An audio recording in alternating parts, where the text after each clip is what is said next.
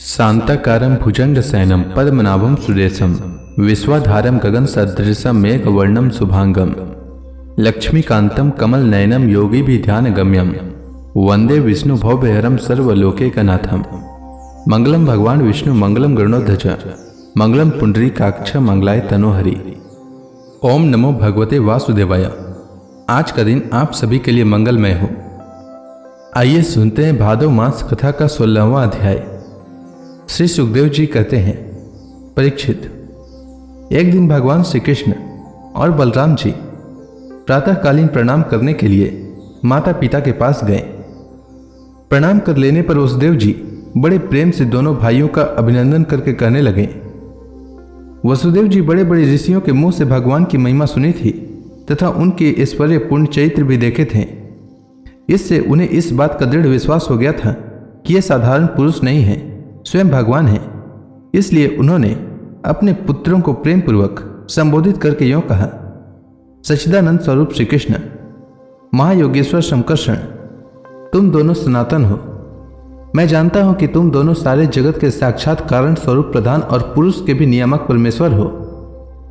इस जगत के आधार, निर्माता और निर्माण सामग्री भी तुम ही हो। इस सारे जगत के स्वामी तुम दोनों हो और तुम्हारी क्रीड़ा के लिए इसका निर्माण हुआ है। यह जिस समय जिस रूप में जो कुछ रहता है होता है, वह सब तुम ही हो। इस जगत में प्रकृति रूप से भोग्य और पुरुष रूप से भोक्ता तथा दोनों से परे, दोनों के नियामक साक्षात भगवान भी तुम ही हो। इंद्रियातीत, जन्म, अस्तित्व आदि भाव विकारों से रहित परमात्मन, इस चित्र विचित्र जगत का तुम्ही ने निर्माण किया है और इसमें स्वयं तुमने ही आत्मा रूप से प्रवेश भी किया है। तुम प्राण और जीव के रूप में इसका पालन पोषण कर रहे हो। क्रिया शक्ति प्रधान प्राण आदि में जो जगत की वस्तुओं की सृष्टि करने की सामर्थ्य है, वह उनकी अपनी सामर्थ्य नहीं, तुम्हारी ही है, क्योंकि वे तुम्हारे समान चेतन नहीं, अचेतन है, स्वतंत्र नहीं, परतंत्र है। अतः उन चेष्टाशील प्राण आदि में केवल चेष्टा मात्र होती है, शक्ति नहीं। शक्ति तो तुम्हारी ही है। प्रभु, चंद्रमा की कांति, अग्नि का तेज, सूर्य की प्रभा, नक्षत्र और विद्युत आदि की स्फुरन रूप से सत्ता, पर्वतों की स्थिरता, पृथ्वी की साधारण शक्ति रूप वृत्ति और गंध रूप गुण, ये सब वास्तव में तुम ही हो। परमेश्वर, जल में तृप्त करने, जीवन देने और शुद्ध करने की जो शक्तियां हैं, वे तुम्हारा ही स्वरूप है। जल और उसका रस भी तुम ही हो। प्रभु, इंद्रिय शक्ति, अंतःकरण की शक्ति, शरीर की शक्ति, उसका हिलना डोलना, चलना फिरना, ये सब वायु की शक्तियां तुम्हारी ही है। दिशाएं और उनके अवकाश भी तुम ही हो। आकाश और उसका आश्रयभूत स्फोट शब्द तन्मात्रा या परावाणी, नाद पश्यंती, ओमकार मध्यमा तथा वर्ण एवं पदार्थों का अलग अलग निर्देश करने वाले पद, रूप, वैखरी वाणी भी तुम ही हो। इंद्रियां, उनकी विषय प्रकाशनी शक्ति और अधिष्ठात्री देवता तुम ही हो। बुद्धि की निश्चयात्मिका शक्ति और जीव की विशुद्ध स्मृति भी तुम ही हो। भूतों में उनका कारण तामस अहंकार, इंद्रियों में उनका कारण तेजस अहंकार और इंद्रियों के अधिष्ठात्री देवताओं में उनका कारण सात्विक अहंकार तथा जीवों के आवागमन का कारण माया भी तुम ही हो। भगवान, जैसे मिट्टी आदि वस्तुओं के विकार घड़ा, वृक्ष आदि में मिट्टी निरंतर वर्तमान है और वास्तव में वे कारण रूप ही है, उसी प्रकार जितने भी विनाशवान पदार्थ हैं, उनमें तुम कारण रूप से अविनाशी तत्व हो। वास्तव में वे सब तुम्हारे ही स्वरूप हैं। प्रभु, सत्व, रज, तम, ये तीनों गुण और उनकी वृत्तियां महत्त्व आदि पर ब्रह्म परमात्मा में तुम में योग माया के द्वारा कल्पित है। इसलिए ये जितने भी जन्म, अस्थि, वृद्धि, परिणाम आदि भाव विकार हैं, वे तुम में सर्वथा नहीं हैं। जब तुम में इनकी कल्पना कर ली जाती है, तब तुम इन विकारों में अनुगत जान पड़ते हो। कल्पना की निवृत्ति हो जाने पर तो निर्विकल्प परमार्थ स्वरूप तुम रह जाते हो। यह जगत सत्व, रज, तम, इन तीनों गुणों का प्रवाह है। देह, इंद्रिय, अंतःकरण, सुख दुख और रोग लाभादि उन्हीं के कार्य हैं। इनमें जो अज्ञानी तुम्हारा सर्वात्मा का सूक्ष्म स्वरूप नहीं जानते, वे अपने देहाभिमान रूप अज्ञान के कारण ही कर्मों के फंदे में फंसकर बार बार जन्म मृत्यु के चक्कर में भटकते रहते हैं।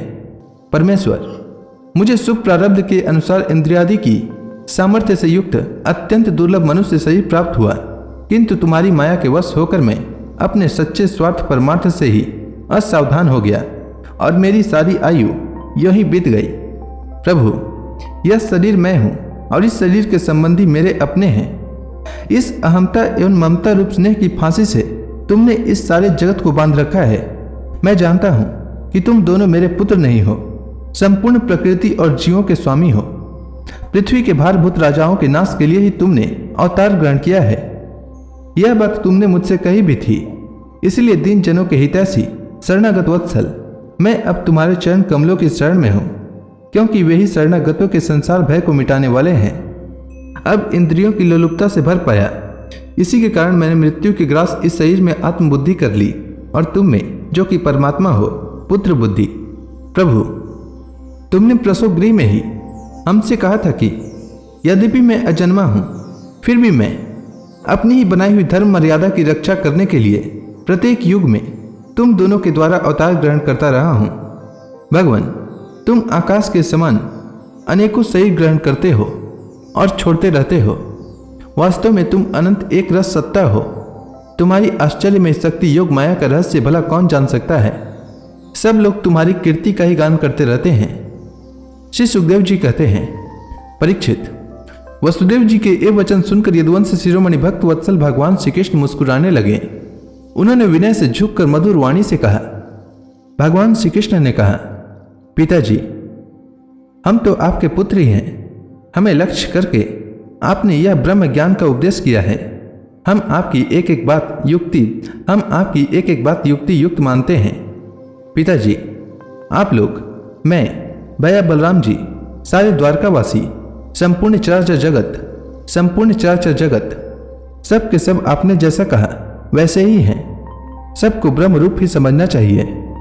पिताजी, आत्मा तो एक ही है, परंतु वह अपने में ही गुणों की सृष्टि कर लेता है और गुणों के द्वारा बनाए हुए पंचभूतों में एक होने पर भी अनेक, स्वयं प्रकाश होने पर भी दृश्य, अपना स्वरूप होने पर भी अपने से भिन्न, नित्य होने पर भी अनित्य और निर्गुण होने पर भी सगुण के रूप में प्रतीत होता है।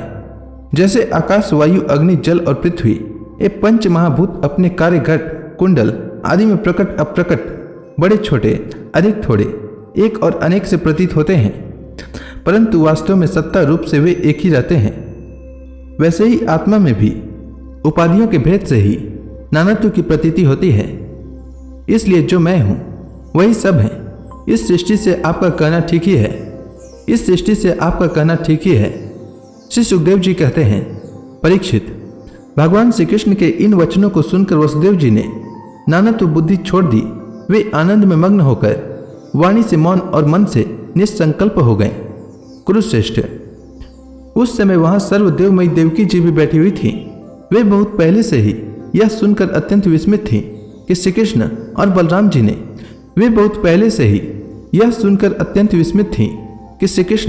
बलराम जी ने अपने मरे हुए गुरु पुत्र को यमलोक से वापस ला दिया।